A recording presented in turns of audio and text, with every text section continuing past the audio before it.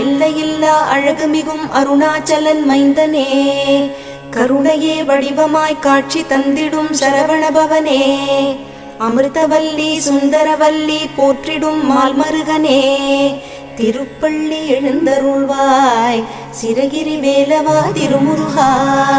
கிருதாயுகத்தில் மாலவன் பூஜித்த கனககிரியே சென்னிமலை, திரேதாயுகத்தில் திருமகள் போற்றிய மகுடகிரியே சென்னிமலை, துவாபர யுகத்தில் துர்க்கை வணங்கிய புஷ்பகிரியே சென்னிமலை, திருப்பள்ளி எழுந்தருள்வாய் சிரகிரி வேலவா திருமுருகா.